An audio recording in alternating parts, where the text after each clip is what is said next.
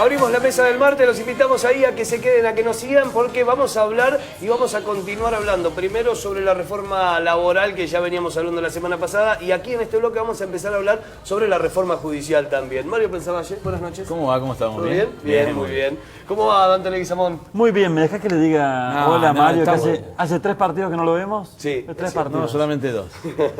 ¿El de Talleres no estuviste?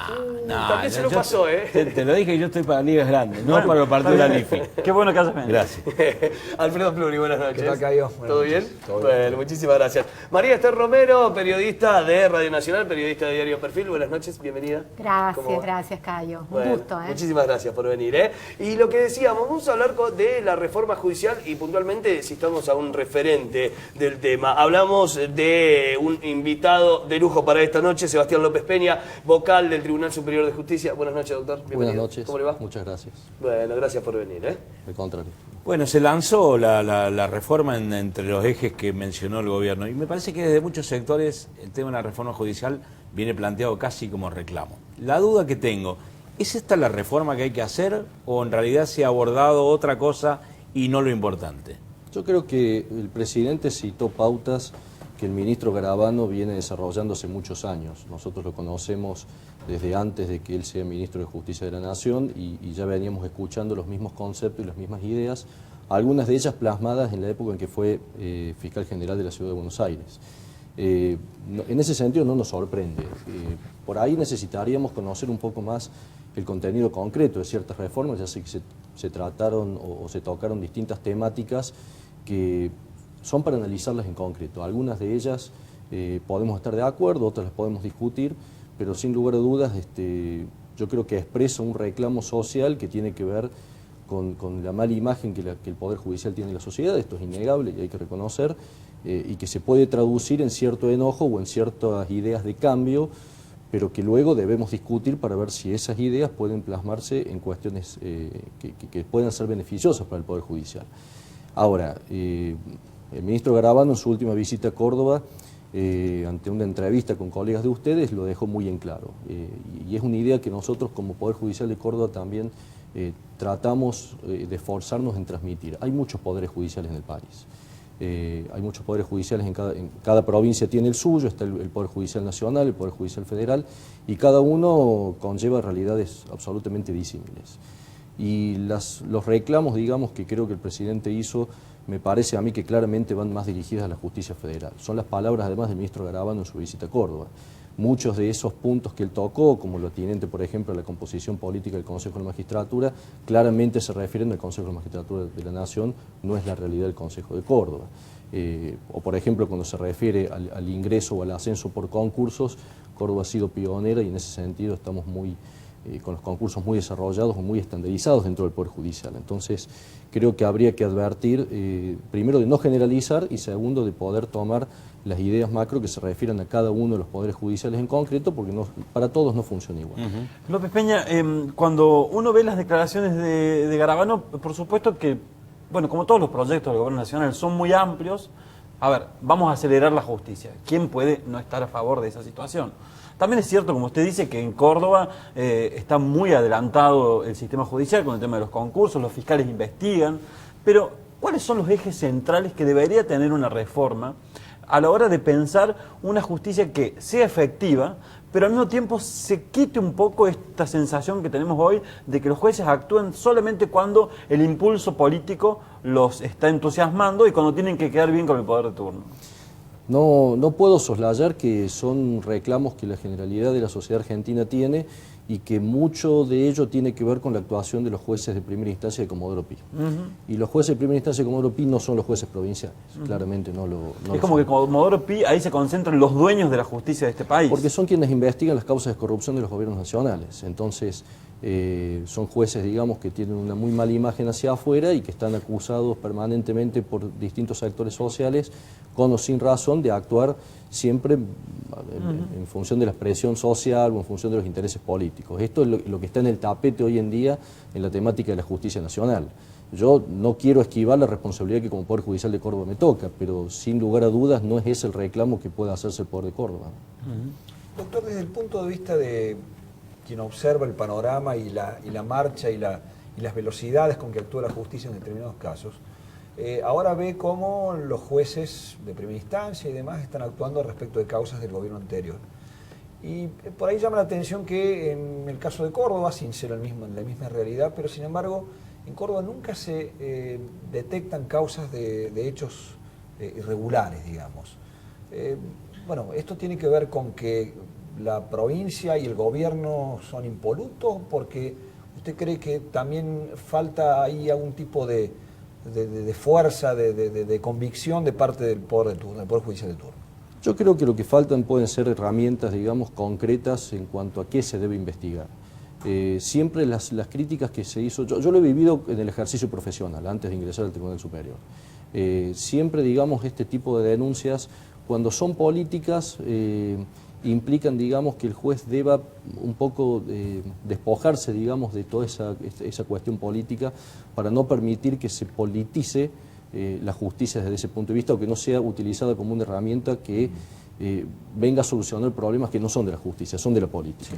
Y para ello lo esencial es conocer de qué expediente estamos hablando. Y para conocer de qué expediente estamos hablando, es cierto, existe dentro de nuestro ordenamiento procesal cuestiones vinculadas al secreto, cuestiones vinculadas al poco acceso de terceros, tema que está en el tapete de discusión en las reformas procesales hoy por hoy, que permitan a la sociedad ya no discutir respecto a si la justicia actúa bien o mal, a si se investiga bien o mal, sino concretamente qué es lo que se investigó, por qué se resolvió y que podamos discutir cuáles son los fundamentos por los cuales se llegaron a ese tipo de resoluciones que pueden ser cuestionadas. Yo creo advertir a cuáles usted se refiere, pero yo soy muy prudente en ese sentido porque nunca he conocido en el ejercicio profesional ni en la judicatura ahora que se pueda plasmar mediáticamente o periodísticamente el contenido preciso y técnico de un expediente judicial. Entonces, creo que debemos ser cuidadosos.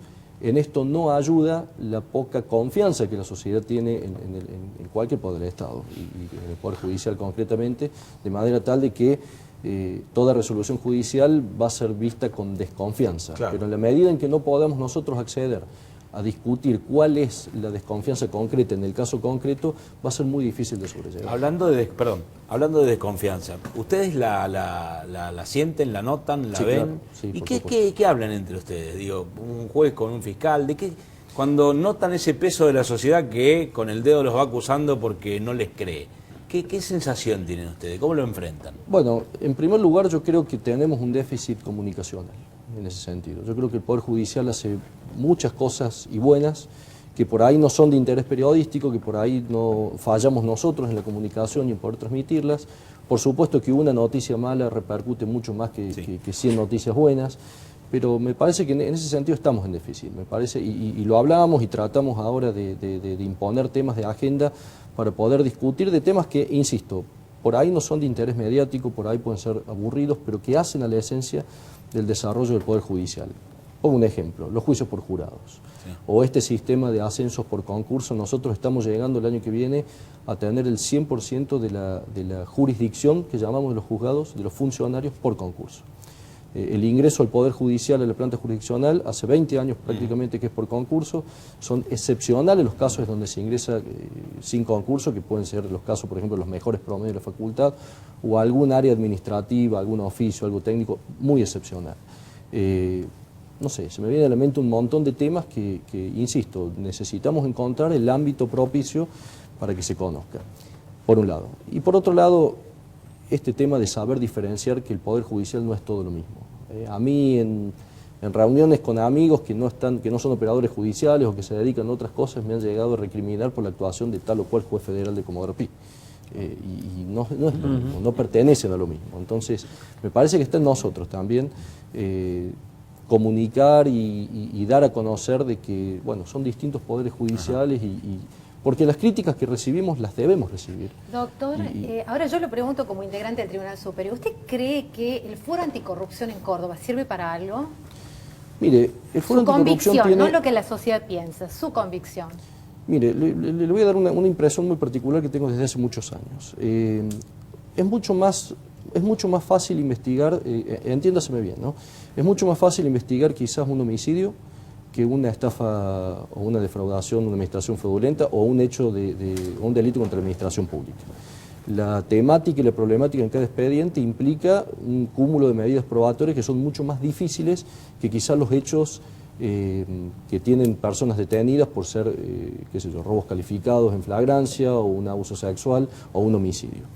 Eso implica una carga laboral que cuando usted mira todo el sistema penal, claramente va a ver que es un sistema que está colapsado, como en todo país, le diría que sigue el derecho continental europeo. El número de sentencias en relación al número de denuncias es bajísimo, entonces tenemos que buscar medios alternativos de salir de esos conflictos. En esto está el Código Penal de la Nación, los códigos procesales de provincia, aquí en Latinoamérica, en Iberoamérica.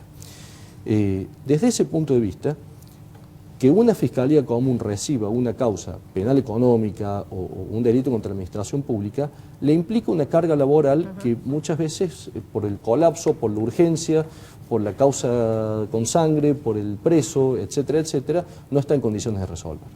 De manera tal de que tanto el fuero penal económico como aquellas, por ejemplo, hay dos fiscalías en la ciudad de Córdoba que se dedican a delitos complejos, a este tipo de problemática, causa, por ejemplo, de la mega causa de este registro contra la propiedad o la causa de las ART.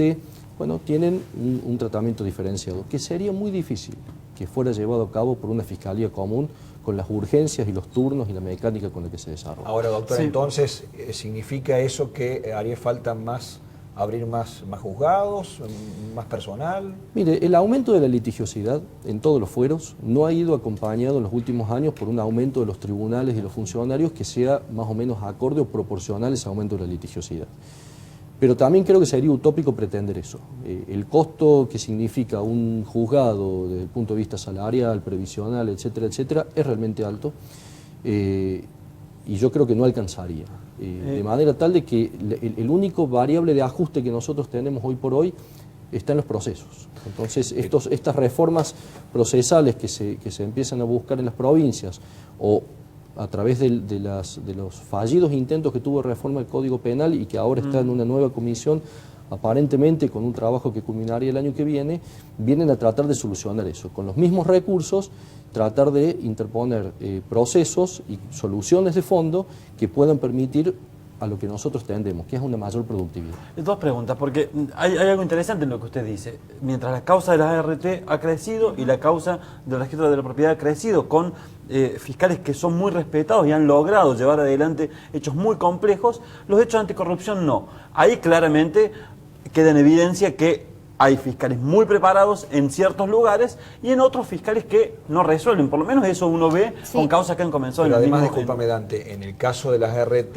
y la otra causa que mencionaba, hay un interés legítimo del gobierno. Del Estado, porque eso claro, cree. a diferencia del Y eso otro me parece tipo que deja en evidencia mucho. Y le quiero preguntar sobre otra cosa, porque hoy estamos discutiendo, y se va a empezar a discutir dentro de estas reformas que plantea Garabano, el sentido de lo que pensó el constituyente del año 94 cuando imaginó una procuración general independiente de los poderes. En Córdoba no tenemos algo que respete fielmente aquello de la Constitución del 94 y otra figura. El fiscal general está propuesto por el Ejecutivo con un aval de otros sectores. ¿Cómo ve usted esto que está empezando a plantearse desde el Gobierno Nacional de que el procurador ya no sea independiente, ya no tenga autonomía económica y esté tan atado al poder político de turno? Es un tema constitucional. El Ministerio Público de la provincia de Córdoba pertenece al Poder Judicial. En la Nación no. Claro. Eso tiene que ver con la reforma constitucional 94 a la que hacía referencia. En realidad yo no creo que se ataque la independencia del Ministerio Público Fiscal de la Nación, por lo menos en los términos en donde el ministro Garabano había planteado una reforma de la cual yo mismo opiné en su momento el año pasado en la Cámara de Diputados. Yo creo que el punto central de la reforma tiene que ver con la periodicidad del mandato del procurador. Con los años que tiene que estar. Con los años que tiene que estar, que hoy por hoy es vitalicio y la propuesta es llevarlo a una X cantidad de años, creo que el último proyecto dice 5, pero más allá de que si son 5, 4, 7, lo importante es que el procurador general o el fiscal general de las provincias es aquella persona que por mandato constitucional tiene a su cargo fijar las políticas criminales de persecución estatal. Y todo organismo estatal que fija políticas de cualquier tipo, creo yo que necesariamente debe estar sujeto a revisión, al menos periódica. Entonces, de allí el fundamento de que no debería ser vitalicio ese cargo, es vitalicio además por ley, no por la Constitución, en el caso del Procurador General de la Nación, y puede estar sujeto a una revisión periódica como lo puede ser el Poder Ejecutivo, el Poder Legislativo, el Ministerio Público también. Ahora, la reforma de la ley orgánica es mucho más que eso, Sí. que los 5 años como máximo para el próximo procurador. Se eliminan todas las procuradurías especiales, van a ser unidades que dependan. Hay cláusulas transitorias por las cuales casi 30 fiscales de todo el país van a tener que cambiar de destino. Está como hecho a medida para sancionar, entre comillas, a aquellos fiscales que asumieron o fueron designados en estos últimos 10 años.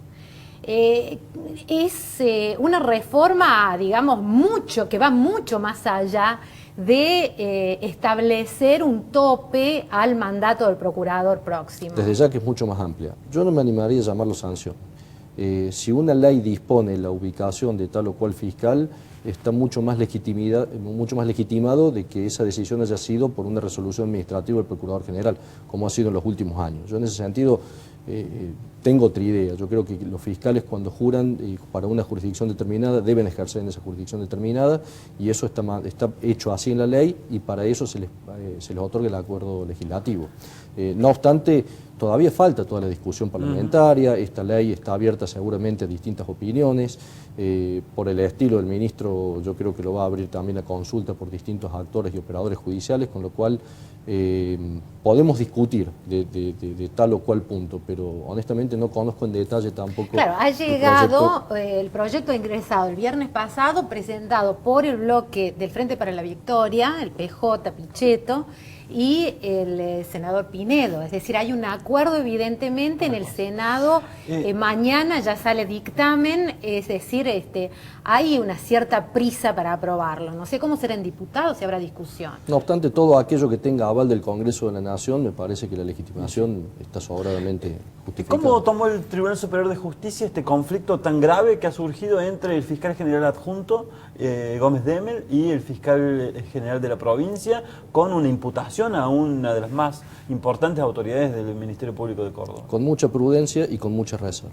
Atento a que es una temática que nos involucra desde el punto de vista de lo que puede llegar a ser la actuación de la Secretaría de Sumarios Administrativos o eventualmente la actuación de la Sala Penal. Porque hablamos de un fiscal apretando a otro fiscal, ¿no? Una fiscal denuncia que fue apretada por uno de sus jefes y a otros fiscales empiezan a denunciar. Esto como que rompe esta idea de una justicia de Córdoba ordenada y prolija, ¿no? No hicimos ni hacia adentro y mucho menos hacia afuera ningún juicio de valor por elementales cuestiones de prudencia y de salvaguarda del ejercicio de la magistratura que debemos ejercer eventual y probablemente en el caso. ¿Hay muchas internas en la justicia de Córdoba? No, hay disparidades de opiniones. Usted no se olvide que la Escuela Judicial de Córdoba es una escuela muy rica, con muchas variantes, con muchas vertientes. Tenemos universidades, tenemos la academia, tenemos institutos de estudios, tenemos grupos de estudios. Hay muchas voces y si se les puede llamar internas, bueno, yo creo que son ampliamente enriquecedoras, ¿no? No, es muy difícil en Córdoba bajar una línea jurídica, un paquete, digamos, jurídico compacto. Siempre va a haber discusiones. A usted como hombre de la justicia, la detención de Vudú, de la manera en cómo se lo detuvo y de la manera como se mostró cómo se lo detuvo, independientemente de después lo que la justicia resuelva, determine, investigue, condene eventualmente, pero ¿qué le pareció? Me llamó la atención la difusión de ese video del momento de la detención. Puede haber, si eso hubiera ocurrido dentro de la órbita del Poder Judicial de Córdoba, creo yo, indudablemente hubiera generado algún tipo de investigación administrativa. Y era parecido a los corralitos humanos de Suárez, ¿no? ¿Perdón? Era parecido a los corralitos humanos en las plazas de Julio César Suárez, cuando detenía personas y las esposaba en la vía pública para que lo vieran. No, pero yo me refiero a otra cosa, me refiero al hecho de la viralización de un video que implicaba la filmación de un acto procesal que está protegido por el secreto sumarial, que innecesariamente se divulgó y creo yo que con alguna eventual responsabilidad administrativa por parte de quien llevaba a cargo el procedimiento.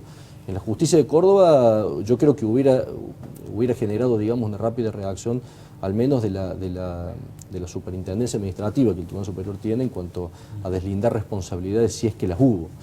Me llamó la atención lo que le llamó la atención a todo el mundo, esa viralización, ese trato, le diría, casi humillante a la que se ve sometido. No olvidemos de que la figura se trata de un expresidente, la persona que hubiera sido. Llamó la atención. Doctor, ¿no tiene la sensación de que así como los relatores de fútbol nunca dicen de qué equipo son, pero generalmente son de algún equipo, en el caso de los jueces, desde el punto de vista político ocurre lo mismo? Digamos, independientemente de la independencia que deban manifestar y deban reflejar en sus actos, responden o tienen simpatía por determinada fuerza política y, por qué no decirlo, por algún dirigente concreto que puede estar encumbrado en el poder. ¿Usted lo observa en esos términos? Y en ese marco, si es así, ¿qué tipo de influencia puede haber efectivamente a la hora de ejercer la justicia? No, tenemos ideas políticas como tiene cualquiera, vamos a votar como es nuestra obligación los días de votación como tiene cualquiera y podemos discutirlo en ámbitos privados. El tema es que eso no influye en el ejercicio de la judicatura. A ver, se lo pongo en otros términos más concretos. En el caso de Gómez Deme, el conflicto último, se mencionaba que en realidad uno respondía a De la Sota y otro Schiaretti. Estoy al tanto de ello, pero insisto y le pido disculpas en esto, no estoy en condición y en posición de poder asumir una postura al respecto, atento a que me puedo ver involucrado luego en alguna resolución de tipo administrativo judicial. Pero digo, el margen de Gómez Deme, en general, ¿usted observa que hay sectores que por ahí son bastante más afines? ¿Adentro del Poder Judicial? No, honestamente no. Yo creo que cada uno puede tener sus ideas políticas, pero no lo veo en el ejercicio del cargo que cada uno detenta. Es parte del sistema, ¿no? Me parece que tiene absolutamente todo su derecho, todo juez, militar inclusive, o haber militado en cualquier lugar, No, mientras lo no pueda puede, hacer. no puede tener No afiliación política. En estos momentos, pero Sí. la puede haber tenido. De La hecho, pudo haber muchos tenido tenido. en el pasado, pero en el momento en que asume como juez, ya no. Hay un rumor que anda dando vueltas, que no sé si lo instalan amigos o enemigos, que ubica a Aida Tarditi como en una terna posible para reemplazar, si fuera posible, o si se va, Hayton de Nolasco de la Corte Suprema de Justicia. ¿Qué significa? En su momento fue Cecín un nombre posible. ¿Qué significa esto para el Poder Judicial de Córdoba? En el caso del doctor Cecín fue una propuesta concreta. Una propuesta concreta, además, sí. ¿no? Bueno, sin duda habla bien de los integrantes del Tribunal Superior. Sin duda el solo hecho de estar en la consideración implica, creo yo, un reconocimiento a los quilates y la trayectoria jurídica de cada uno. ¿Pero está concretamente el dato No. de la posibilidad? No, ni siquiera hay una vacante en la Ni Corte. siquiera, Estas ni siquiera, cuestiones son muy difíciles, digamos. Un del último tema. dato de mi parte, doctor. El tema de ganancias. Es un debate que se viene. ¿Cómo lo ve? Ya está sancionada la ley, ya están de hecho los magistrados que han ingresado con posterioridad al 1 de enero desde fuera del Poder Judicial, ya están tributando ganancias en la mayoría de las provincias de la Argentina.